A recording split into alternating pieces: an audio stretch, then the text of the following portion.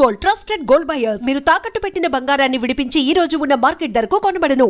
Israel ఎప్పటి నుంచి ఒక దేశంగా ఫామ్ అయిందో 1948లో అందరికీ స్వాతంత్రం వస్తుంది. ఇజ్రాయెల్ స్టేట్గా ఫామ్ చేసుకున్నారు వాళ్ళు ఇప్పుడున్న మేజర్ పోర్షన్ ఆఫ్ వాళ్ళ ల్యాండ్ ఇజ్రాయెల్ దగ్గర ఉన్న టెల్ అవీవ్ కానీ మిగతా ప్లేసెస్ కానీ హైఫా కానీ ఇదంతా వాళ్ళు డబ్బులు పెట్టి కొనుక్కున్నారు. ఆ టైంలో 48, 46, 47లో మొత్తం డెజర్ట్ ఉండేది కంప్లీట్గా, అక్కడ ఏం లేదు. సో అక్కడున్న అరబ్స్ ఏం చేశారంటే ఇక్కడ ఏం చేసుకుంటాం మనం, ఈ పండ్లు ఏం చేసుకోలేము, ఇక్కడ అసలు నీళ్ళు లేవు, ఎందుకు పనికిరాని ప్లేస్ అని చెప్పేసి ఇజ్రాయలీస్కి జూస్కి ఇది అమ్ముకుంటే వెళ్ళిపోయారు ల్యాండ్. అది వీళ్ళు కొనుక్కొని మొత్తం పోర్షన్ వాళ్ళ దగ్గర వచ్చినప్పుడు వాళ్ళు స్టేట్ ఆఫ్ ఇజ్రాయెల్ ఫామ్ చేసుకున్నారన్నమాట. స్టేట్ ఆఫ్ ఇజ్రాయెల్ ఫామ్ చేసిన తర్వాత మన అందరికి తెలుసు జూస్కి ముస్లిం నేషన్స్కి ఎప్పుడు పడదు.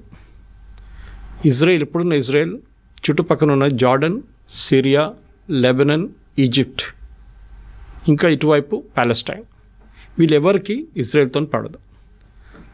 అందరికన్నా ముందు మనకు తెలుసు 6 Day వార్ అని ఒక వార్ జరిగింది ఇజ్రాయెల్ మీద. ఈ అందరు కలిసి దాడి చేసిన 6 Day వార్లో వీళ్ళందరూ ఒకటే జాయింట్గా ఆపరేట్ చేసి ఇజ్రాయెల్ మీద దాడి చేసినా కానీ ఇజ్రాయెల్ గెలిచారు ఆ వార్. దాంట్లో చాలా మటుకు ఈజిప్ట్ దగ్గర ఉన్న కొంచెం ల్యాండ్, జార్డన్ దగ్గర ఉన్న కొంచెం ల్యాండ్ మొత్తం గుంజుకున్నారు ఇజ్రాయెల్.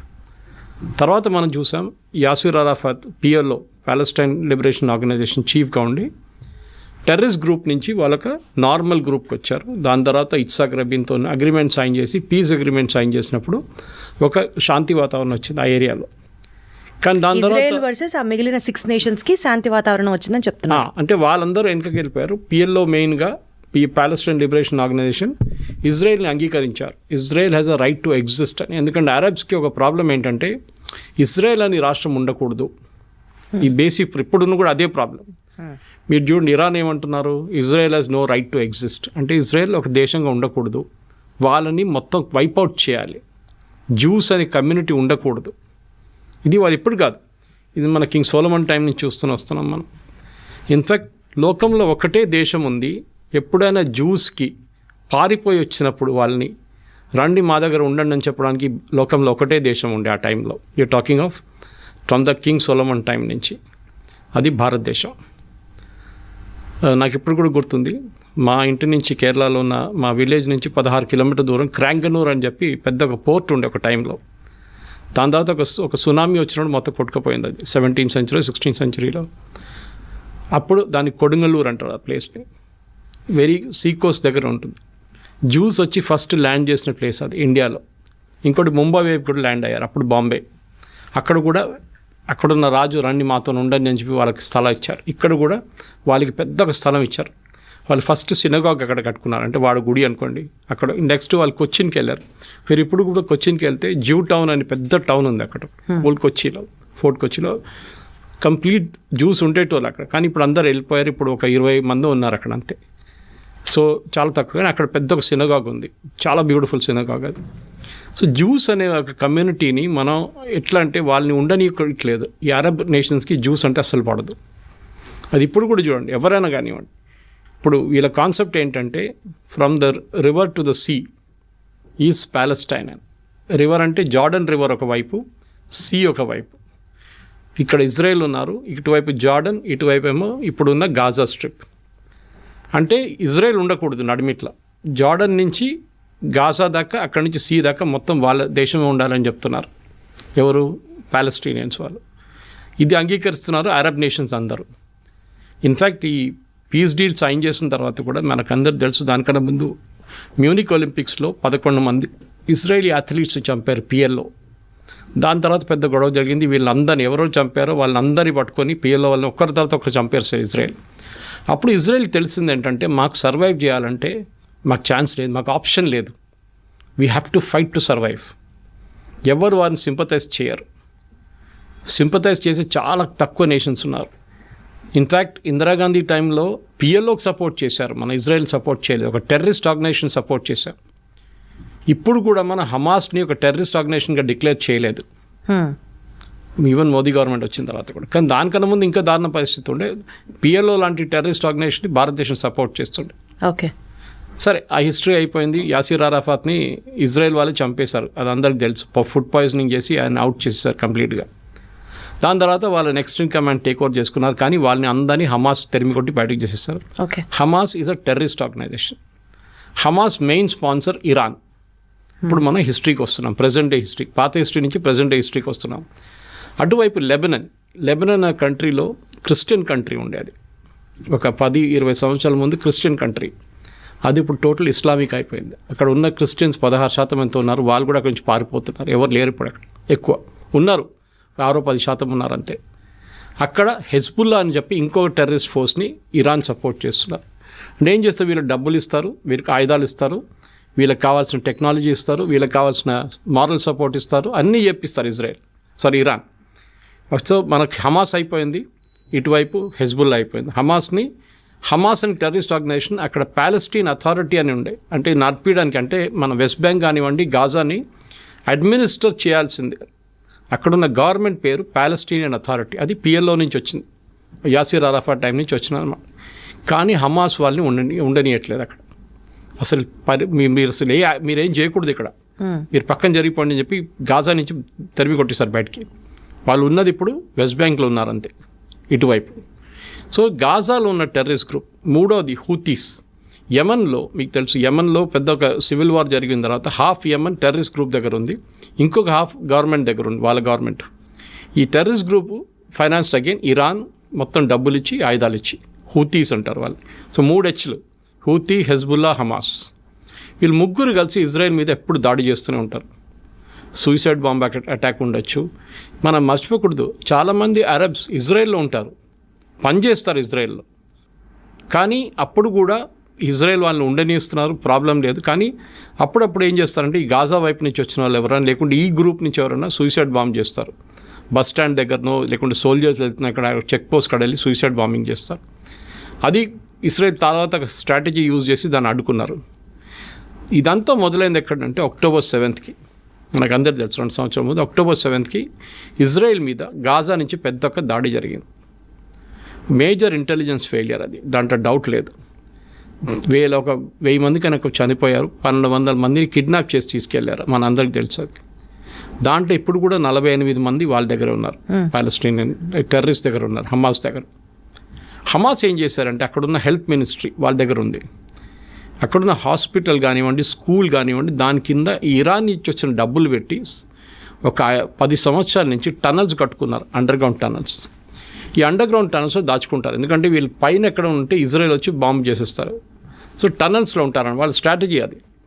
కానీ ఇజ్రాయెల్ ఇంటెలిజెన్స్ చెప్పినట్లు మొస్సాడ్ వాళ్ళ చాలా ఎఫెక్టివ్. వాళ్ళకి పిన్ పాయింట్ అక్యురసీతో చెప్తారు ఈ బిల్డింగ్లో ఉన్నారు అని క్లియర్గా చెప్పినప్పుడు కొడతారు. అది ఇస్మాయిల్ హనియా ఇరాన్లో కొట్టినట్లు కానివ్వండి, నస్రుల్లాని మన లెబనాన్లో కొట్టినా కానీ, వీళ్ళందరినీ ఎక్కడున్నా కానీ ఇక్కడున్న హమాస్ వాళ్ళ టెర్రరిస్ట్ గ్రూప్ లీడర్స్ కూడా టార్గెట్ స్పెసిఫిక్ కొడతారన్నమాట. సో ఏం చేస్తారంటే ఇప్పుడు హమాస్ని కంప్లీట్గా ఫినిష్ చేసేసారు. కానీ ఇప్పుడు కూడా గాజాలో నడుస్తుంది, డైలీ 2-3 ఇజ్రాయలీ సోల్జర్స్ చనిపోతున్నారు. కానీ ఆల్మోస్ట్ వైప్అవుట్ చేసేసారు గాజా నుంచి. అటువైపు వైప్అవుట్ ఉంది, కానీ ఇంకా ఉన్నారు వాళ్ళు హైలీ ట్రైన్డ్ వాళ్ళు. అంటే హైలీ ట్రైన్డ్ అంటే మోటివేటెడ్. అదే టైంలో లెబనాన్ వైపు మొత్తం ఫినిష్ చేసేసారు అక్కడ కూడా. నస్రుల్లాని చంపిన తర్వాత నెక్స్ట్ లెవెల్ లీడర్షిప్ వచ్చిన తర్వాత వాళ్ళని కూడా చంపేశారు. సో నెక్స్ట్ వచ్చి హూతీస్ని US చూసుకుంటున్నారు. బాంబింగ్ వేసినప్పుడు అక్కడ వాళ్ళు మిసైల్ వీళ్ళందరికీ ఆయుధాలు ఇచ్చేది ఇరాన్. ఇన్ని సంవత్సరాల నుంచి ఎవరిది వీళ్ళని పట్టించుకోలేదు. US కానివ్వండి, UK కానివ్వండి, ఇరాన్ కానివ్వండి, ఇరాన్ మిసైల్స్ ఇస్తున్నా కానీ ఏం చెప్పకుండా వీళ్ళందరూ హెల్ప్ చేసుకున్నారు. కానీ ఒక స్టేట్కి ఇప్పుడు వచ్చేట్లు వచ్చిందంటే October 7th జరిగిన దాడి తర్వాత ఇజ్రాయెల్కి తెలిసిపోయింది ఈ గేమ్ ఇంకా మనం ఇట్లా ఆడుకుంటూ పోతే కాదు, కంప్లీట్గా వైప్అవుట్ చేయాలని చెప్పి టైం తీసుకొని వాళ్ళ లీడర్షిప్ని కంప్లీట్ వైప్అవుట్ చేసేసారు. హమాస్ ఫినిష్ చేసేసారు, మనందరికి సిన్వార్ బ్రదర్స్ని ఇద్దరిని చంపేశారు. ఇటువైపు ఏమో నస్రుల్లాని చంపారు, అటువైపు ఏమో ఇస్మాయిల్ హనియాని ఫినిష్ చేసేసారు. వీళ్ళందరు లీడర్స్ కూర్చుంటుంది ఖతార్లో, అది మర్చిపోకూడదు మనం. అది ముస్లిం బ్రదర్హుడ్ కానివ్వండి, మీరు ఈ హమాస్ కానివ్వండి, లెబనీస్ మిలిషియా కానీ, వీళ్ళందరూ కూర్చుంటుంది ఖతార్లో ఉంటారు. ఇరాన్ బ్యాకింగ్ ఉంటుంది. ఇరాన్కి సౌదీ అరేబియాకి పడదు, ఇరాన్కి బహ్రెయిన్కి పడదు, ఇరాన్కి యమన్కి పడదు, యమన్కి ఇరాన్కి ఒమాన్కి పడదు. ఇలా Iran is a Shia nation. Shia nation అంటే సార్, షియా అంటే వీళ్ళ ముస్లిమ్స్లో 2 గ్రూప్స్ ఉంటారు. షియా మైనారిటీ, మన హైదరాబాద్ వైపు చాలామంది షియాస్ ఉంటారు ఇక్కడ, ఎందుకంటే నిజాం ఒరిజినలీ ఫస్ట్ పర్షియా, వీళ్ళు షియాస్ అన్నమాట. ఇక్కడ సున్నీస్ మెజారిటీ ఉంటారు, 90% ఆల్మోస్ట్ సున్నీస్ ఉన్నారు వరల్డ్ వైడ్. వీళ్ళకి ఎప్పుడు ఇద్దరికి పడదు. దే డోంట్ బిలీవ్, వాళ్ళ కాన్సెప్ట్ అలాగ ఉంటుంది, ప్రాఫెట్ మొహమ్మద్ నుంచి వచ్చే కాన్సెప్ట్ అలాగ ఉంటుంది. అది కాకుండా వీళ్ళకి అంటే ఇంకా చాలా గ్రూప్స్ ఉన్నాయి. అహ్మదియాస్ ఉన్నారు. అహ్మదియాస్ని అయితే ముస్లిమ్స్ అని అసలు అంగీకరించారు ఎవరు, షియాస్ సున్నీస్ ఇద్దరు. సో మన దగ్గర కూడా చూస్తాం, మన పాకిస్తాన్ నిన్న కూడా దాడి జరిగింది అహ్మదియాస్ మీద అన్నమాట. సో చాలా మటుకు ముస్లిమ్స్లో చిన్న చిన్న గ్రూప్స్ ఉన్నాయి, కానీ మేజర్ గ్రూప్స్లో సున్నీస్, షియా. సో ఈ షియా నేషన్ ఉన్న ఇరాన్ని వీరెవరు సీరియస్గా తీసుకోరు. ఎవరు సౌదీ అరేబియా ఉండొచ్చు, కానీ మిగతా. సో వాళ్ళ ఒక బలం చూపించడానికి ఇరాన్ ఏం చేశారంటే చాలా రోజుల నుంచి, అంటే అయతొల్లా ఖొమేనీ టేక్ ఓవర్ చేసుకున్నప్పటి నుంచి 70s, ఆ టైంలో దానికన్నా ముందు ఇరాన్ చాలా మోడర్న్ నేషన్ ఉండే. మీరు ఒకసారి ఆ టైం ఇరాన్ ఫోటోగ్రాఫ్స్ చూస్తే మీరు యూఎస్లో ఉన్నారా లేకుంటే ఇరాన్ అన్న డౌట్ వస్తుందన్నమాట. బీచ్లో బికినీ చేసుకుని తిరిగేది, పబ్స్ ఉండేది, అక్కడ చాలా మోడర్న్ నేషన్ ఉండేది షా ఆఫ్ ఇరాన్ ఉన్నప్పుడు. కానీ షా ఆఫ్ ఇరాన్ ఓవర్త్రో చేసి ఖొమేనీ వచ్చిన తర్వాత మొత్తం థియోక్రటిక్ స్టేట్ అయిపోయింది అన్నమాట. అంటే రిలీజియన్ బేస్డ్. వాళ్ళు ముస్లిం మహిళలు చదువుకోకూడదు, బుర్కాల్లో ఉండాలి, వాళ్ళు ఎవరితో బయట తిరగకూడదు, ఇట్లాంటి చాలా మటుకు స్ట్రిక్ట్ రూల్స్ తీసుకొచ్చారు వాళ్ళు. అట్లా ఉన్నప్పుడు ఏమైపోయింది, థియోక్రటిక్ స్టేట్ అయిపోయింది. ఖొమేనీ చనిపోయిన తర్వాత నెక్స్ట్ ఖొమేనీ వచ్చారు, నడుస్తూనే ఉండే వాళ్ళ రూల్ నడుస్తుంది ఇంకా. కానీ వీళ్ళేం చేస్తారంటే వీళ్ళకి మెయిన్ ఎనిమీ ఇజ్రాయెల్ మీద దాడి చేయాలి. వీళ్ళు డైరెక్ట్గా చేయరు. నేను చెప్పిన ఈ 3 గ్రూప్తోని చేపిస్తారు, హూతీస్, హమాస్, హెజ్బుల్లా. 3 హెచ్లతో పని చేయించుకుంటారు వీళ్ళు. చాలా రోజుల నుంచి ఇజ్రాయెల్ పోన్లే అని చెప్పి ఊరుకున్నారు. కానీ October 7 జరిగిన తర్వాత there patience also ran out. వీళ్ళని వన్స్ ఫర్ ఆల్ ఫినిష్ చేసేసారని చెప్పి దిగారు వీళ్ళందరూ కలిసి. సో ఇజ్రాయెల్ గ్రేటెస్ట్ అడ్వాంటేజ్ ఏంటంటే వాళ్ళ మీద ఎప్పుడు దాడి జరుగుతూనే ఉంటుంది. నేను చెప్పాను చూడండి, 6 Day వార్ జరిగింది, ఇంకోటి యామ్ కిపూర్ వార్ అని ఇంకోటి ఉండే. వాళ్ళ హోలియెస్ట్ హాలిడే రోజు దాడి చేశారు వాళ్ళ మీద. ఇప్పుడు మన దగ్గర దివాళీ రోజు లేకుంటే దసరా రోజు మనందరం కొంచెం రిలాక్స్ అవుతాం, కానీ మన ఆర్మీ రిలాక్స్ కారు. కానీ వాళ్ళ టైంలో వాళ్ళ ఆర్మీ కూడా కొంచెం రిలాక్స్ అయిపోతారు ఆ టైంలో. చాలా ఫెస్టివల్స్ అంటే వాళ్ళు చాలా సీరియస్గా తీసుకుంటారు. అదే రోజు దాడి చేశారు, ఓమ్ కిపూర్ అని చెప్పి. వాళ్ళ holiest days in there calendar అన్నమాట. ఆ వార్ కూడా ఇజ్రాయెల్ గెలిచారు. సో వీళ్ళకేంటంటే ఇప్పుడు ఇరాన్కి మేజర్లీ ప్రూవ్ చేయడానికి, అంటే మేము సౌదీ అరేబియా కన్నా పెద్దది, టర్కీ కన్నా మేము పెద్దవాళ్ళం అని చెప్పి వీళ్ళు మిసైల్ టెక్నాలజీని చాలా చోట్ల నుంచి కొనుక్కున్నారు. ఒకటి north Korea, mainly north Korea దగ్గర నుంచి కొనుక్కున్నారు వీళ్ళు టెక్నాలజీ అంతా. ఇంకోటి కొంచెం టర్కీ దగ్గర నుంచి కొనుక్కున్నారు. ఈ టెక్నాలజీని వీళ్ళు వాడుకున్నారు. దీని తర్వాత వీళ్ళు న్యూక్లియర్ అంబిషన్స్కి వచ్చేసారు. అక్కడే ప్రజెంట్ గొడవ అంతా మొదలైందన్నమాట. So you have to understand the historical context. దానికోసం మీకు ఫ్లాష్ బ్యాక్ అని చెప్పాను. 100% సార్, నాకు అంతా అర్థమైంది. థ్యాంక్ యూ సో మచ్ ఎంత క్లియర్గా ఎక్స్ప్లెయిన్ చేసినందుకు. ఫస్ట్ ఆడియన్స్కి కూడా హిస్టరీ తెలిస్తే ఇంకా ఎక్కువ ఫాలో అవుతారు. సార్ ఇప్పుడు కమింగ్ టు ది పాయింట్, అసలు ఇజ్రాయెల్కి ఇరాన్కి మధ్యలో ఎంతసేపు ఇరాన్ ఇజ్రాయెల్ని ఫినిష్ చేయాలి అన్న ఆలోచన, అది కేవలం మతపరంగానే చూస్తామా, లేకపోతే డామినెన్సా, లేకపోతే పవర్ కోసమా, లేదా ఆయిల్ డామినెన్స్ కోసం, ప్రపంచవ్యాప్తంగా ఆయిల్ మా దగ్గర నుంచే ఉండాలి అన్న ఒక ఆ స్టేట్మెంట్ కోసమా? అసలు ఎందుకు, why is Israel being targeted now and then? ఇండియాని ఎందుకు టార్గెట్ చేస్తారండి? పాకిస్తాన్ కానీ మిగతా ఇస్లామిక్ నేషన్స్, టర్కీ చేస్తున్నారు, అజర్బైజాన్ చేస్తున్నారు. Why is India targeted? Hindu nation. Okay, Hindu nation కానీ మన దగ్గర ఉన్న ముస్లిమ్స్ ఆఫ్టర్ ఇండోనేషియా తర్వాత మన దగ్గర అందరికన్నా పెద్ద సెకండ్ లార్జెస్ట్ ముస్లిమ్స్ ఉన్న దేశం భారతదేశం. మీరు అడిగిన మతం పరంగా కాదు ఇది బేసికలీ వీళ్ళ లాజిక్. నేను స్టార్టింగ్ మీకు ఎక్స్ప్లెయిన్ చేశాను. Israel has no right to exist. రేపు చెప్తారనుకోండి పాకిస్తాన్ భారతదేశంగా ఉండనే అసలు వాళ్ళకి అర్హత లేదు, వాళ్ళు ఫినిష్ చేశారంటే మీరు ఎట్లా రియాక్ట్ అవుతారు? మా దేశం, మా ప్రాబ్లం మీకెందుకు అని చెప్పి ఇజ్రాయెల్ ఏం చేశారంటే, సరే వీ హ్యావ్ టు ఎగ్జిస్ట్. మా మీద ఆల్రెడీ 2-3 పెద్ద యుద్ధాలు జరిగినాయి మా మీద, మేము అన్నీ గెలుచుకున్నాం. ఇంకోటి అక్కడ ఒక చుక్క నీళ్ళు పడదు, వర్షం పడదు. అప్పుడు కానీ వాళ్ళ అగ్రికల్చర్లో నంబర్ 1 ప్రొడక్షన్, టెక్నాలజీలో దే ఆర్ నంబర్ 1, మిలిటరీ టెక్నాలజీలో దే ఆర్ సూపర్. వాళ్ళ ఐరన్ డోమ్ చూసాం చాలా మటుకు. మనం ఇజ్రాయెల్ గురించి చెప్తున్నాను. ఇరాన్ కాదు, ఇరాన్ అక్కడి నుంచి కొనుక్కున్నారు దొంగతనంతో. అది పాకిస్తాన్ చేసినట్లనే. పాకిస్తాన్ న్యూక్లియర్ టెక్నాలజీ జర్మనీ నుంచి దొంగతనం తీసుకొచ్చిన మనిషి ఏక్యూ ఖాన్. ఆయన సెటప్ చేశారు వాళ్ళ న్యూక్లియర్ అంబిషన్స్. ఇన్ఫ్యాక్ట్ ఆ టైంలో 1980s 90s ఇజ్రాయెల్ ఆఫర్ చేశారు ఇండియాకి, మేము పాకిస్తాన్ దగ్గర ఉన్న న్యూక్లియర్ టెక్నాలజీని మొత్తం ధ్వంసం చేస్తాం ఇప్పుడు ఇలాగా ఇరాన్ మీద చేస్తున్నాడు, దాడి చేస్తామంటే అప్పుడున్న కాంగ్రెస్ గవర్నమెంట్ ఒప్పుకోలేదు. ఆలోచించండి, అప్పుడు చేస్తుంటే మనకి థ్రెట్టే ఉండదు పాకిస్తాన్ దగ్గర. సరే, దాని పక్కన పెడదాము. ఇప్పుడు ఇరాన్ కేసులో ఏమైందంటే ఇరాన్కి న్యూక్లియర్ టెక్నాలజీ వాళ్ళ చేతికి దొరికింది, వాళ్ళకి యురేనియం దొరికింది, ఇంపోర్ట్ చేసుకోవచ్చు మీరు ఫర్ పీస్ఫుల్ పర్పసెస్. కానీ పీస్ఫుల్ అని ఇరాన్ ఎప్పుడు ఉండరు, మన అందరికి తెలుసు. వాళ్ళకి అంబిషన్ ఏంటంటే ఒకటి, మాకు వరల్డ్లో మేమే నంబర్ 1 లీడర్. అంటే ఒకవైపు టర్కీ ఏమంటున్నారంటే మేమే ఒరిజినల్ ఖలీఫా, అక్కడి నుంచి మా లైనేజ్ డైరెక్ట్ ప్రాఫెట్ మొహమ్మద్ నుంచి మాకే, మేము ఖలీఫేట్ మేమే. ఒటువైపు సౌదీ అరేబియా ఏమంటున్నారు, హోలియస్ట్ సైట్స్ మా దగ్గర ఉంది, మెక్కాన్ మదీనా మా దగ్గర ఉంది, we are the original Muslim Islamic nation. ఇంకోవైపు పాకిస్తాన్, మన అసీం ముని స్టేట్మెంట్ చూసుంటారు, we are the second after Saudi Arabia, మేమే సెకండ్ లార్జెస్ట్ ఇస్లామిక్ నేషన్ అంటున్నారు.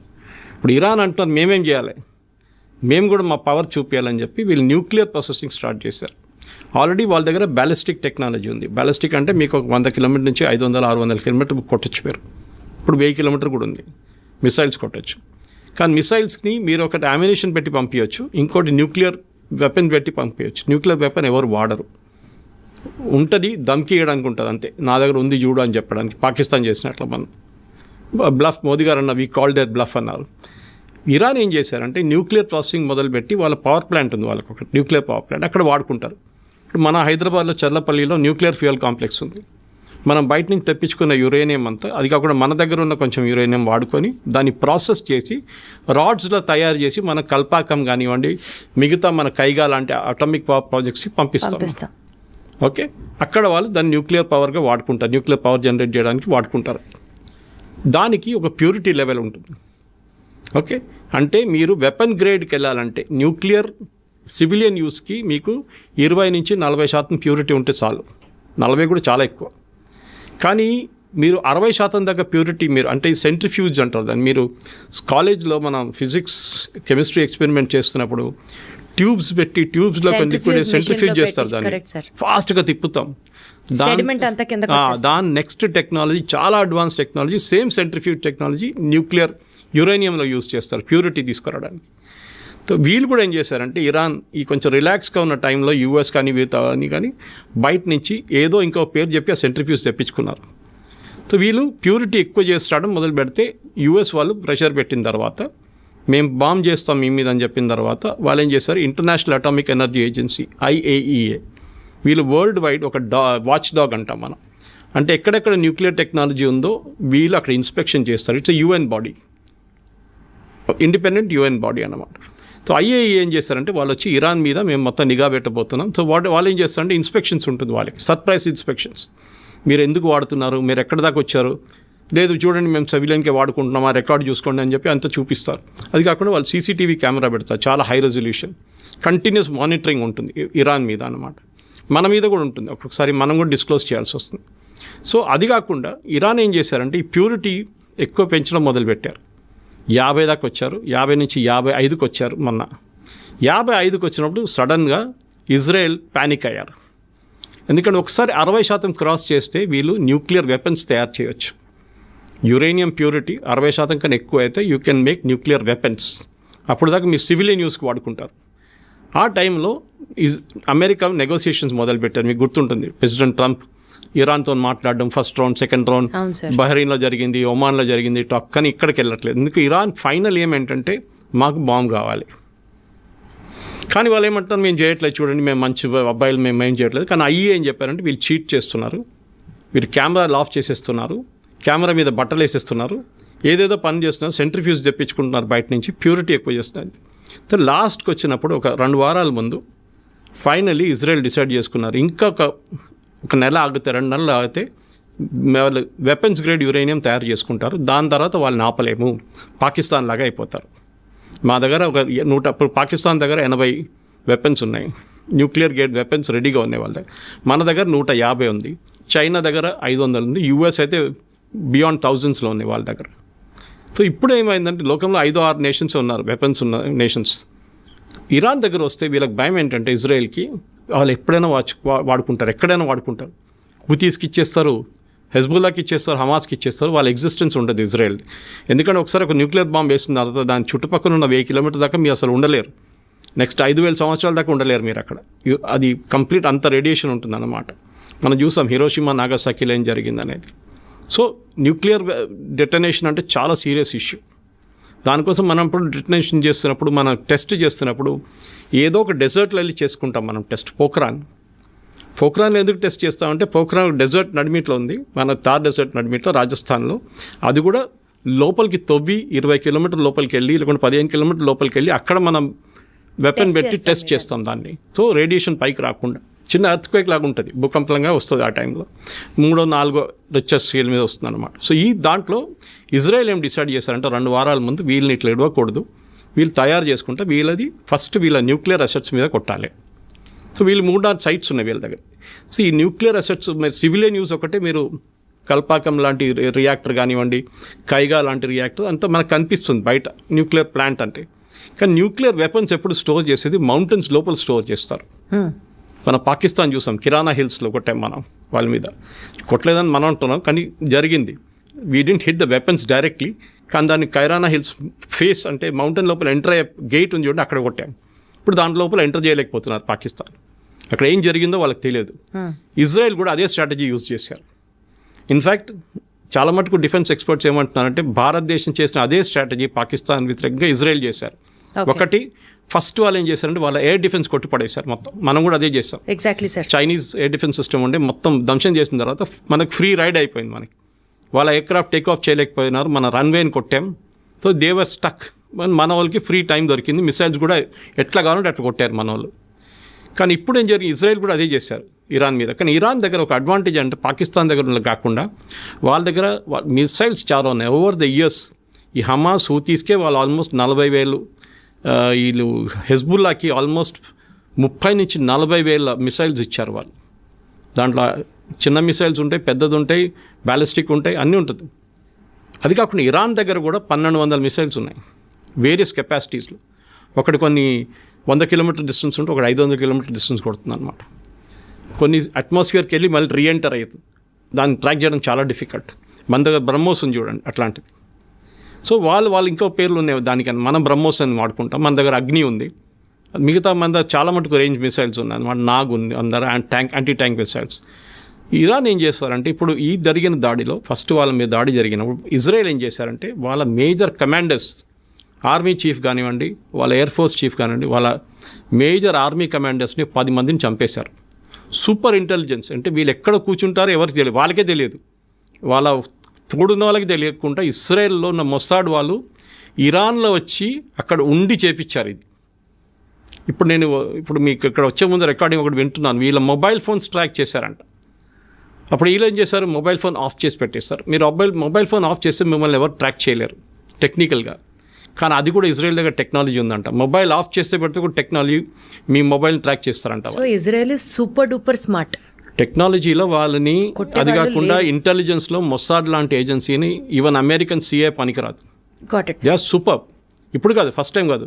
వాళ్ళ మ్యూనిక్ ఒలింపిక్స్లో 11 మంది అథ్లీట్స్ని చంపిన వాళ్ళలో 8 మంది వచ్చి చేశారు. మెయిన్ టెర్రరిస్ట్ 8 మందిని వాళ్ళు చంపారు. తర్వాత ఒక్కరినైతే ఒక 20 సంవత్సరాల తర్వాత వెళ్ళి బ్రెజిలియన్ జంగిల్లో వెళ్ళి కొట్టారు. ఆలోచించండి. మొసాడ్ ఇస్ చాలా సూపర్. వాళ్ళు చాలా ప్లేసెస్లో అసాసినేషన్ చేశారు ఇలా ఎనిమీస్ మీద అనమాట. ఇజ్రాయెల్ ఎనిమీస్ ఎక్కడెక్కడ వాళ్ళ మీద చేశారు. అది కాకుండా ఇప్పుడు జరిగిన మొన్న దాంట్లో ఫస్ట్ వీళ్ళ ఆర్మీ లీడర్షిప్ మొత్తం కొట్టేశారు. న్యూక్లియర్ సైంటిస్ట్ని చంపేశారు. దీనికన్నా ముందు కూడా చేశారు. ఈవెన్ యూఎస్ చేశారు. సొలైమానీ బాంబింగ్ ఒకటి ఉండే, ఫేమస్ బాంబింగ్ ఒకటి, అక్కడ కూడా వాళ్ళు చేసింది అదే. ఇప్పుడు మన హెజ్బుల్లా బాంబింగ్ చూసాం. హెజ్బుల్లాది మీటింగ్ జరుగుతున్నప్పుడు నస్రుల్లాని కొట్టారు. అది కూడా బంకర్ 3 ఫ్లోర్ల కింద. బంకర్ బస్టర్ బాంబ్ అంటారు దాన్ని. అంటే బాంబు పైనుంచి డ్రిల్ చేసుకుంటూ పోతుంది. డ్రిల్ చేసి వెళ్ళి కింద ఎక్కడ ఉందో అక్కడ వెళ్ళి కంప్లీట్ బ్లాస్ట్ అయిపోతుంది అనమాట. షాక్తో చనిపోతారు, మంటలేమి ఉండదు. ఈవెన్ నస్రల్లా బాడీ అట్లనే దొరికింది ఇంటాక్ట్. ఈ డైడ్ ఆఫ్ షాక్. ఇజ్రాయెల్ మనకు అదే బాంబ్ బాలాకోట్లో ఇచ్చారు. బాలాకోట్ బాంబింగ్ భారతదేశం చేసినప్పుడు మన పుల్వామా అటాక్ తర్వాత వీ డిడ్ బాలాకోట్, వాళ్ళ టెర్రరిస్ట్ గ్రూప్ మీద అటాక్ చేసాం పాకిస్తాన్లో. మనకు వాడిన బాంబ్ బంకర్ బస్టర్ బాంబ్. ఇప్పుడు ఇజ్రాయెల్ దగ్గర ఆ బాంబులు లేవు అన్నప్పుడు మనం ఇజ్రాయెల్కి ఇచ్చాం. మన దగ్గర అదే అడగబోతున్నాను సార్. ఇప్పుడు ఇండియాకి diaspora is there with Israel and Iran. And తెలియకుండానే ఇందాక కూడా మీరు అంటున్నారు కాంగ్రెస్ గవర్నమెంట్లో మనం తెలియక ఇరాన్ సపోర్టెడ్ హమాస్ గ్రూప్స్ని మనం కూడా టెర్రరిస్ట్ కాదు అనుకుంటూ but we are still supporting there. India ఇద్దరికీ తెలిసిన నేషన్ అవ్వడం వల్ల suppose if India has to take a stand, ఎవరికి సపోర్ట్ చేస్తుంది ఇండియా? ఎవరికి సపోర్ట్ చేస్తే నష్టం? న్యూట్రల్గా ఉన్నా కూడా ఒక రకంగా కత్తి మీద సావలానే ఉంది ఇండియా పరిస్థితి. అసలు what is the future prediction for India? ఎవరికి సపోర్ట్ చేయాలి? చేస్తే ఎవరికి మంచిది? చేయకపోతే ఏం జరగబోతోంది? ఇద్దరికి బ్యాలెన్స్ చేయాల్సి వస్తుందండి. మనకి ఎప్పుడైనా పాజిటివ్ రిలేషన్షిప్ ఇజ్రాయెల్తోనే ఉంది. దానికోసం మొన్న SCO ఒక బాడీ ఉంది, మన బ్రెజిల్, చైనా వీళ్ళందరూ ఉన్న సోవియట్ యూనియన్ ఉన్న ఒక బ్లాక్ ఉంది ఒకటి. అక్కడ మొన్న ఒక రెజల్యూషన్ పాస్ చేశారు ఇజ్రాయెల్ వ్యతిరేకంగా. భారతదేశం దాని నుంచి బయటకు వచ్చేసింది resolution. We didn't accept it. So ఇజ్రాయెల్కి వ్యతిరేకంగా భారతదేశం లేదు. First point. సెకండ్, ఇరాన్తో కూడా మనం ఫ్రెండ్షిప్ పెట్టుకుంటున్నాం. ఎందుకంటే ఇరాన్కి ఏం కావాలంటే వాళ్ళకి తెలుసు వాళ్ళ వైపు నుంచి ఎవరు రావట్లేదు. ఇప్పుడు చూడండి, ఈ వార్లో ఒక్క దేశం ఇంక్లూడింగ్ పాకిస్తాన్ వాళ్ళ వైపు రావట్లేదు. ఇరాన్ సపోర్టెడ్ హమాస్ గ్రూప్స్ని ఇండియా ఎందుకు సపోర్ట్ చేస్తుంది సార్? మరి ఇండియా సపోర్ట్ చేయట్లేదు, ఇండియా కండమ్ చేయట్లేదు. We are not declared them as a terrorist group. Problem ఎక్కడ వస్తుందంటే షియాస్, మన దగ్గర ఉన్న షియాస్, కశ్మీర్ వైపు షియా పాపులేషన్ ఎక్కువ.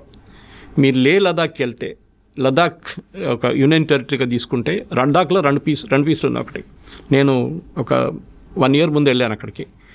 ఒకవైపు వైపు బుద్ధిస్ట్ ఉంటారు, వేరే కార్గిల్ వైపు లద్దాఖ్ది మొత్తం షియా ముస్లిమ్స్ ఉంటారు. మీరు అక్కడ వెళ్తే కాఫీ షాప్లలో, రెస్టారెంట్లలో, హెయిర్ కటింగ్ సెలూన్లలో అంత ఖొమేనీ ఫోటో కనిపిస్తుంది మీకు. They are Shias. ఇప్పుడు నేను అడిగా చాలామంది నా దగ్గర, సురేష్ గారు ఈ కశ్మీర్ నుంచి వెళ్ళారా చాలామంది అంటున్నారు, ఇరాన్కి చదువుకోవడానికి అన్నారు. నేను చెప్పాను కరెక్ట్. మిగతా ఎవరైనా ఇండియా నుంచి యూఎస్కి వెళ్తారు, యూకేకి వెళ్తారు, యూరోప్కి వెళ్తారు, కెనడాకి వెళ్తారు, ఆస్ట్రేలియాకి వెళ్తారు, కానీ ఇరాన్కి చదువుకోవడానికి ఎవరు వెళ్ళారు? నిన్న మొత్తం పెద్ద గొడవ రాత్రి కదా, మమ్మల్ని అందరిని ఎవాక్యువేట్ చేయండి ఇక్కడి నుంచి అని చెప్పి. అప్పుడు నేను కనుక్కున్నప్పుడు తెలిసిపోయింది వీళ్ళంతా కశ్మీర్ నుంచి వెళ్ళిన వాళ్ళు, షియా ముస్లిమ్స్. ఇండియాకి ఆ రకంగా కూడా అక్కడ ఒక కనెక్షన్ ఉందన్న మనకి. ఓకే. తో కశ్మీర్లో గొడవ జరిగినప్పుడు మొన్న కూడా ఖమేనీ స్టేట్మెంట్ ఏమి ఇచ్చారంటే Kashmir is a disputed territory, ముస్లిమ్స్ని కశ్మీర్ భారతదేశం దగ్గర నుంచి గుంజుకోవాలని స్టేట్మెంట్ ఇచ్చారు ఖమేనీ. ఓకే. రిలీజియస్ యాంగిల్ నుంచి. కానీ మనం దాన్ని లైట్గా తీసుకున్నాం. We just condemned it. ఆయన తర్వాత దాని గురించి మాట్లాడలేదు, ఏదో ఒక రోజు జోష్లో చెప్పేసిండు అంతే. అదే టైంలో మనకి చాబార్ ఫోర్ట్ అనే పోర్ట్ ఉంది ఇరాన్లో. మన ఆ పోర్ట్ని కాంట్రాక్ట్లో తీసుకున్నాం, అంటే అవుట్సోర్సింగ్లో తీసుకున్నాం మనకు అక్కడ ఒక 6 berths ఇచ్చారు వాళ్ళు.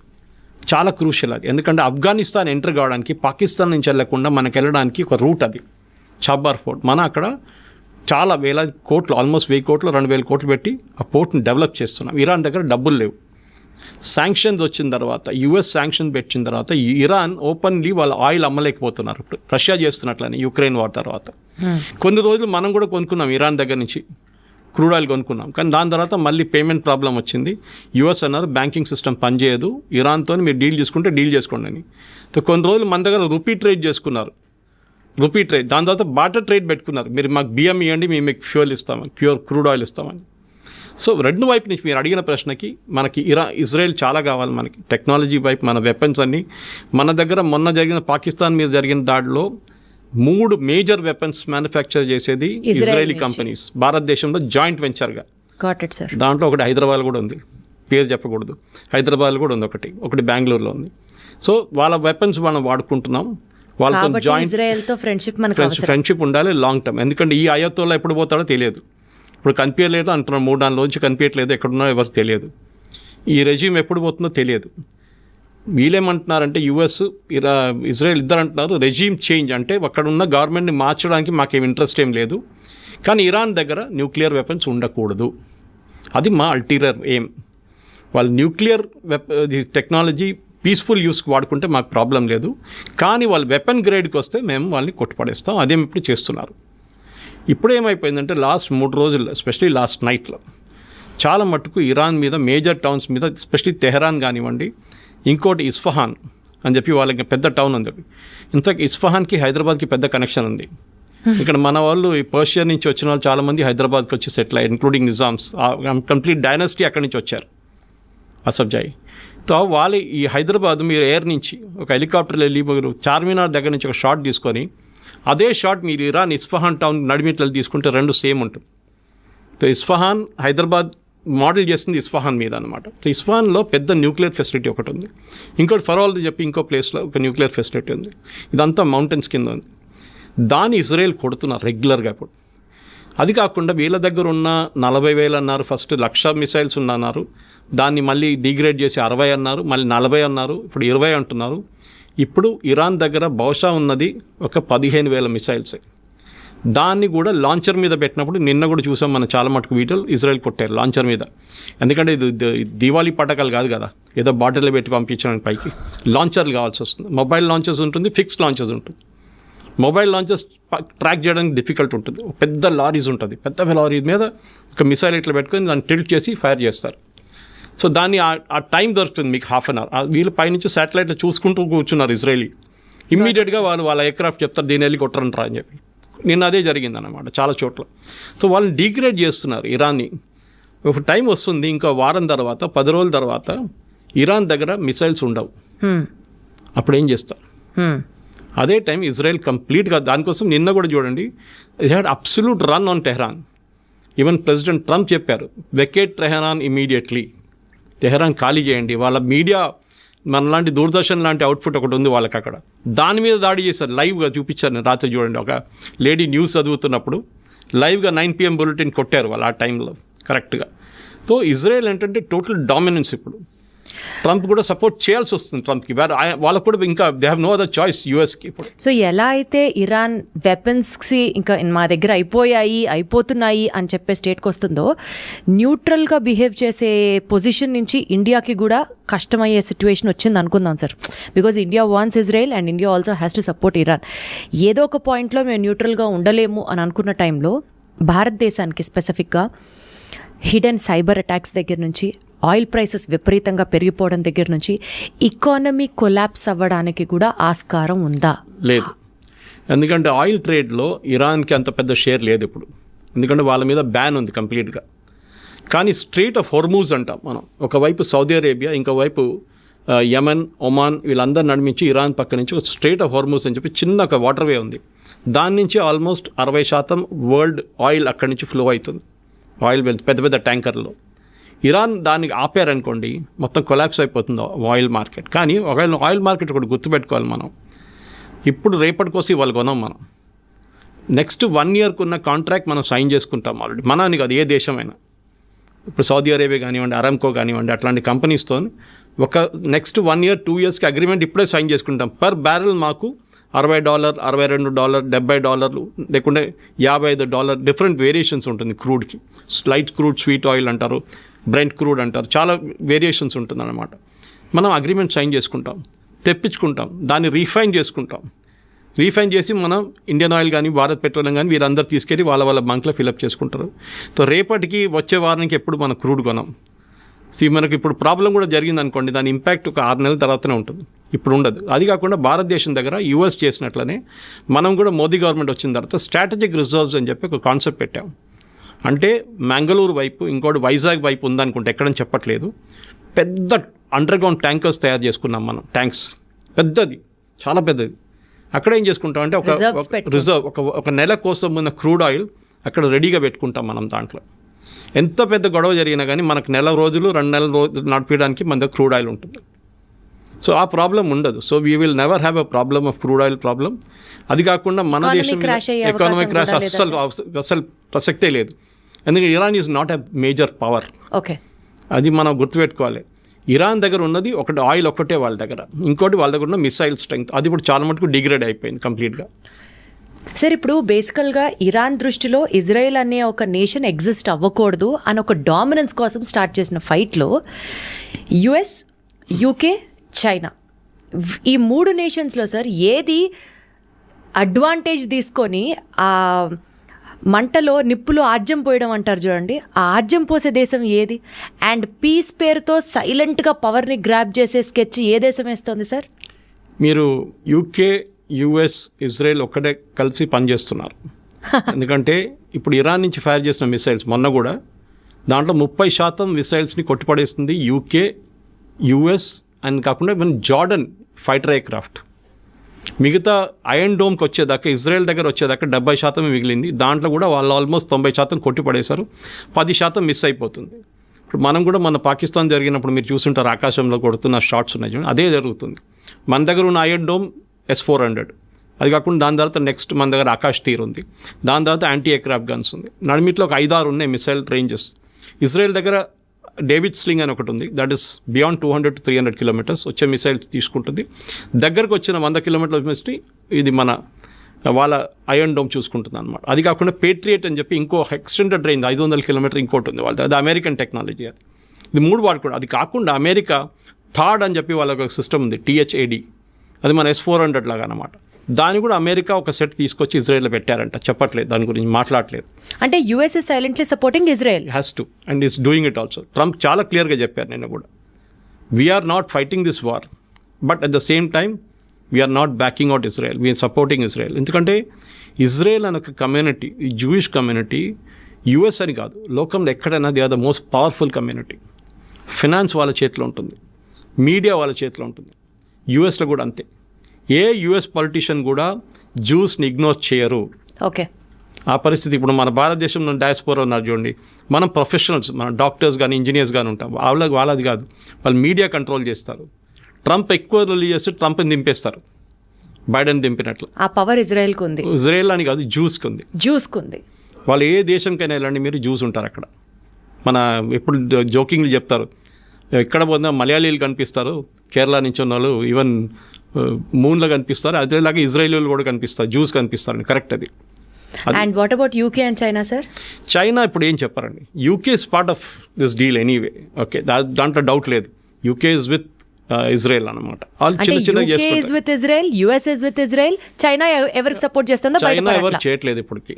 చైనా ఓన్లీ రెజల్యూషన్ పాస్ చేస్తుంది, మేము కండెమ్ చేస్తున్నాం, మేము అది చేస్తున్నాం, ఇది చేస్తున్నాం. ఎందుకంటే చైనాకి భయం ఏంటంటే, మేము దీంట్లో గిట్ట దడితే US వచ్చి అక్కడ వాళ్ళ తైవాన్ దగ్గర వచ్చి కూర్చుంటారు, US సౌత్ చైనా సీలో మమ్మల్ని మా షిప్ని పోనీయరు, మేము దీంట్లో గొడవ మాకు పెట్టక్కర్లేదు. వాళ్ళు ఓడిపోతున్న పార్టీతో మేమేం పెట్టుకోము ఇరాన్లో, వాళ్ళు ఓడిపోతారు, రేపు పారిపోతారు, ఇక ఆయన రష్యాకి వెళ్ళిపోతారు, ఎక్కడికి వెళ్తారో తెలియదు ఖమేని, కానీ వెళ్ళిపోతారు, గాయబైపోతారు అని ఒక కాన్ఫిడెన్స్. అంటే ఎవరికి ఇరాన్ మీద నమ్మకం లేదు ప్రస్తుతం.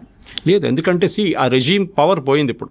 ఓకే, వాళ్ళు ఇన్ని రోజులు ఏమనుకున్నారంటే వీళ్ళు ఇన్విన్సిబుల్ పవర్, వీళ్ళ దగ్గర మిసైల్స్ 1,00,000 మిసైల్స్ ఉన్నాయి, వాళ్ళు ఈజీగా ట్యాకిల్ చేసుకోండి. ఇజ్రాయెల్ ఎట్లా అంటే వాళ్ళు 1 సంవత్సరం ప్లాన్ చేశారు ఈ ఆపరేషన్, రైజింగ్ లైన్ ఆపరేషన్. ఇప్పుడు మన జరుగుతున్న ఈ ఫైట్ కరెక్ట్గా ప్లాన్ చేసుకొని వాళ్ళు ఆ టార్గెట్స్ కొట్టారు. ఫస్ట్ ఆర్మీ జనరల్స్ మొత్తం వైప్అవుట్ చేసేసారు, రెవల్యూషనరీ గార్డ్ టాప్ టియర్ అంతా చేసేసారు.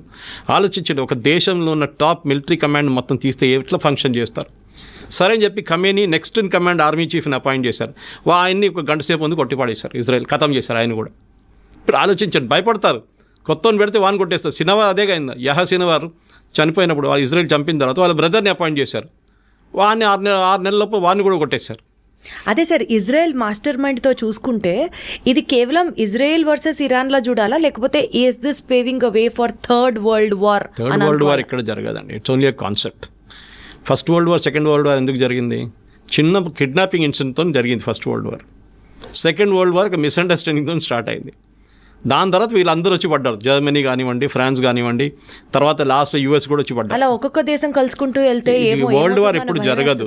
ఫస్ట్ ఆఫ్ ఆల్ అందరికీ first world war, second world వార్లో trade was not a big thing. ఇప్పుడు trade is very big thing. అందరికి భయం ఏంటంటే ఇప్పుడు ఏదైనా యుద్ధం వస్తే మా ట్రేడ్ పెద్ద దెబ్బతింటుందని. ఇప్పుడు చూడండి, యుక్రెయిన్ రష్యా 3 సంవత్సరాల నుంచి కొట్టుకుంటున్నారు, ఎవరైనా కలుస్తున్నారని? ఎవరు కలవట్లేదు. రష్యాకి తెలుసు మేము ఇది గెలవలేము మొత్తం, కానీ యుక్రెయిన్ తెలుసు మేము కూడా గెలవలేము అని చెప్పి, కానీ కొట్టుకుంటున్నారు. అదే సార్, ఒక్కొక్కళ్ళ శత్రువు ఒక్కొక్కళ్ళకి మిత్రుడు అవుతారంటారు కదా, ఎనిమీస్ మై ఫ్రెండ్. ఎగ్జాక్ట్లీ అలానే కనుక ఆలోచిస్తే ఇప్పుడు రష్యా అండ్ ఇజ్రాయెల్ ఫ్రెండ్స్ అయిపోతున్నారు, బికాజ్ ఆల్రెడీ వాళ్ళిద్దరూ ఒకరికొకరు సపోర్ట్ చేసుకుంటున్నారు. ఇలా ఒక్కొక్క దేశం యాడ్ చేసుకుంటూ వెళ్తే రేపు ఒక పెద్ద విధ్వంసం జరుగుతుందా అని భయం వేస్తుంది. లేదు, ఏం కాదండి, వాళ్ళ సెల్ఫిష్ ఇంట్రెస్ట్ చూసుకుంటున్నారు. రష్యాకి ఇప్పుడు టైం లేదు, రష్యాకి వాళ్ళ దగ్గర ఉన్న యుక్రెయిన్తో ప్రాబ్లం నడుస్తుంది, వాళ్ళు ఎవరిని సపోర్ట్ చేయడానికో ఎవరిని డిఫెండ్ చేయడానికి వెళ్ళరు. వాళ్ళ ఇంట్లోనే మంట పట్టుకుంది, వాళ్ళు చూసుకుంటున్నారు దాన్ని, ఇంకొక ఇంట్లో ఏం చూసుకుంటామని వాళ్ళు. So they will not do anything. China నేను చెప్పినట్లు బికాజ్ వాళ్ళ ఇంటర్నల్ ప్రాబ్లమ్, అమెరికాతో ఉన్న ట్రేడ్ ప్రాబ్లమ్స్ కానీ వాళ్ళు కూడా దీంట్లో వచ్చి పడరు ఇప్పటికి present situation. They cannot help Iran also. మీరు మిసైల్స్ ఇచ్చినా కానీ వాళ్ళు ఇరాన్ వాడుకోలేరు ఇప్పుడు దాన్ని. ఆ టెక్నాలజీ డిఫరెంట్ ఉంటుంది. పాకిస్తాన్కి మొన్న ఇచ్చినట్టు వాళ్ళ టెక్నాలజీ లాగా అయిపోతుంది. వాళ్ళు కూడా పాకిస్తాన్కి తెలియదు ఎట్లా వాడుకోవాలని, వాళ్ళు వాడుకోలేకపోయారు వారు. అది వాళ్ళ డిఫెన్స్ సిస్టమ్స్ కానీ ఏదైనా చైనా దగ్గర తీసుకున్న ఎయిర్క్రాఫ్ట్ కానీ ఏదైనా కానివ్వండి.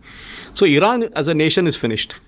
కానీ రెజీమ్ చేంజ్ జరుగుతుందా, లేకుంటే కొత్త లీడర్షిప్ టేక్ ఓవర్ చేస్తారా? ఆ కొత్త లీడర్షిప్ పాత లీడర్షిప్ కన్నా ఇంకా ఏం చెప్తారు, రిలీజియస్లీ ఇంకా కొంచెం అరగెంట్ అయిపోతారా, ఇంకా కొంచెం ఏం చెప్తారు స్ట్రాంగ్ అయిపోతారని భయం ఒకటి ఉంది. ఇప్పుడున్న లీడర్షిప్ కొంచెం మోడరేట్ అనిపిస్తారు మీకు అప్పుడు అని చెప్పేసి దాన్ని చూస్తూ ఉండాలి మనం. ఎందుకంటే షా ఆఫ్ ఇరాన్ కానీ వాళ్ళ కొడుకు, ఇప్పుడు షా ఆఫ్ ఇరాన్ లేరు కానీ వాళ్ళ కొడుకు వాళ్ళ ఫ్యామిలీ రిటర్న్ రావచ్చు అంటే అది రాలేరు. ఇరాన్లో డెమోక్రసీ వస్తుందంటే అది కూడా డౌట్. మీరు గుర్తుపెట్టుకోండి, ఇరాక్లో వెళ్ళారు యుఎస్, ఏం చేశారు, మొత్తం ధ్వంసం చేసి సద్దాం హుసేన్ బయట పంపించింది, అక్కడ మెస్ అయిపోయింది. ఇప్పుడు కొంచెం స్టేబుల్గా ఉంది. లిబియాకి వెళ్ళారు, ఏం చేశారు, ఇదే పని చేశారు. సిరియాకి వెళ్ళారు, ఏం చేశారు, ఇదే పని చేశారు. ఆఫ్ఘనిస్తాన్కి వెళ్ళారు, అక్కడ కూడా మొత్తం ధ్వంసం చేశారు యుఎస్. సో యుఎస్ ఎక్కడ వెళ్ళినా కానీ అక్కడ ధ్వంసం చేసి వాళ్ళ ఎప్పుడైనా గుర్తుపెట్టుకోండి, US never fought a war on its soil. వాళ్ళ సాయిల్ మీద ఇవాళ దాకా ఒక ఫైట్ జరగలేదు, 2 సార్లు జరిగింది. ఒకటి పర్ల్ హార్బర్, జాపనీస్ పైలట్స్ వచ్చి వాళ్ళ మీద అటాక్ చేశారు, కామికాజే అటాక్ చేశారు. సెకండ్ 9/11 జరిగినప్పుడు, రెండిని యుద్ధం అని చెప్పలేము కానీ సెకండ్ వరల్డ్ వార్ ఎండింగ్ వచ్చింది దాని తర్వాతనే. ఫస్ట్ పర్ల్ హార్బర్ జరిగిన తర్వాత న్యూక్లియర్ బాంబ్ తీసుకెళ్ళి వేశారు, మా మీద దాడి చేశారు కదా, మేము చేసి చూపిస్తాం చేసుకెళ్ళి. దానికోసం అమెరికా ఇప్పుడు కూడా ఇరాన్ అదే వాన్ చేస్తున్నారు. మా బేసెస్ ఉంది ఖతార్లో, వీళ్ళ చాలా పెద్ద బేస్ ఉంది యూఎస్ది. సౌదీ అరేబియాలో పెద్ద బేస్ ఉంది. మీరు name it and the bases there. యూఎస్కి 15 బేసెస్ ఉన్నాయి వెస్ట్ ఏషియాలో, పెద్ద వాళ్ళ 20 ఎయిర్క్రాఫ్ట్లు, మొత్తం అమెరికన్ సిటీ లాగా ఉంది వాళ్ళ దగ్గర. దాని మీద దాడి చేస్తే మేము మిమ్మల్ని ఫినిష్ చేసేస్తాము, మీరా హూతీలో ఎవరైనా కానివ్వండి.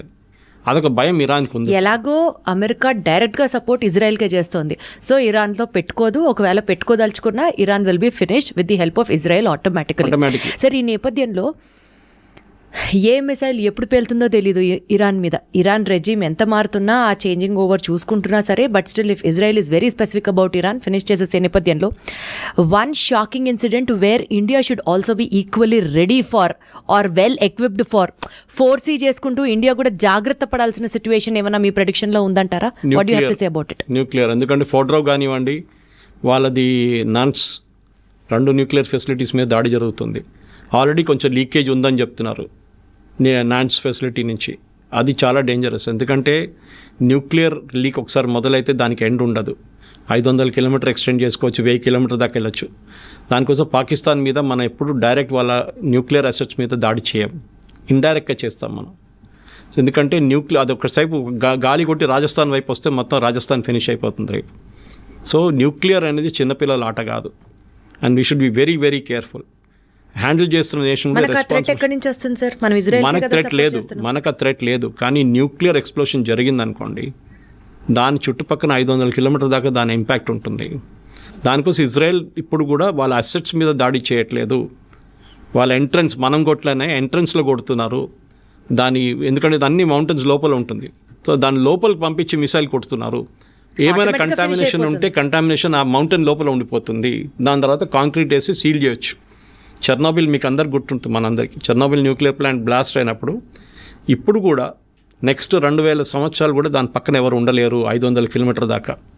దాని న్యూక్లియర్ ఇంపాక్ట్ ఇప్పుడు కూడా జనరేషన్స్కి ఫీల్ అవుతుంది. క్యాన్సర్ లాంటి పెద్ద పెద్ద రోగాలు, పిల్లలు అసలు పుట్టినప్పుడు కాళ్ళు ఉండవు, చేతులు ఉండవు, ఇట్లాంటి చాలా ప్రాబ్లమ్స్ ఉంటుంది. సో న్యూక్లియర్ అనేది చిన్నపిల్ల బ్యాలిస్టిక్ మిసైల్ లాగా కాదు. న్యూక్లియర్ టెక్నాలజీ అనేది డిఫరెంట్ ఇంపాక్ట్ ఉంటుంది. దానికోసం ఎవరైనా కానివ్వండి, దానికోసం ఇజ్రాయెల్ కూడా తెలుసు ఎక్కడ దాకా కొట్టాలో వాళ్ళు కొడుతున్నారు. దాని తర్వాత అమెరికా చూసుకుంటారు మిగతా అని చెప్పేసి. సో అమెరికా ఏం చేస్తారంటే, ఇప్పుడు బహుశా ఏం జరగబోతుందంటే, ఆల్రెడీ ట్రంప్ G7 నుంచి రిటర్న్ వచ్చేసారు, జల్దీ 1 డే ముందే వచ్చేసారు. ఏం చేయబోతున్నారంటే, they will hold the nuclear assets, transfer చేసుకుంటారు. ఇప్పుడు పాకిస్తాన్ దగ్గర కూడా అదే చేశారు. పాకిస్తాన్ న్యూక్లియర్ అసెట్స్ మీద అమెరికా పట్టుంది, ఎందుకంటే అది తాలిబాన్ దగ్గర దొరికింది అనుకోండి, ఫినిష్డ్. తాలిబాన్ రేపు తీసుకొచ్చి యూఎస్ మీద వేస్తారు. వాళ్ళకి అది భయం ఉంది ఒకటి, ఎవరు టెర్రరిస్ట్ చేతిలో పడకూడదు. అది మెయిన్ స్ట్రాటజీ. అది ఇజ్రాయెల్ ఉండనివ్వండి, యూఎస్ ఉండనివ్వండి, యూకే ఉండనివ్వండి, మనం కూడా అంతే. న్యూక్లియర్ కమాండ్ అనేది ఒక డెమోక్రటిక్ గవర్నమెంట్లో డిఫరెంట్ ఉంటుంది. ప్రైమ్ మినిస్టర్ దగ్గర న్యూక్లియర్ బటన్ ఉంటుంది లాంచ్ చేయాలంటే, కానీ ప్రైమ్ మినిస్టర్ మోదీ సపరేట్ ఆ బటన్ ప్రెస్ చేయలేరు. ఒక చైన్ ఆఫ్ కమాండ్ ఉంటుంది. చాలామంది అప్రూవ్ చేసి లాస్ట్లో బాంబింగ్ కోసం అప్రూవల్ వస్తుంది అనమాట. అండ్ మనకు already no first use policy ఉంది. సో మనం ఇప్పుడు వాడం, కానీ మన దగ్గర 180 దాకా రెడీమేడ్ మిసైల్స్ ఉన్నాయి.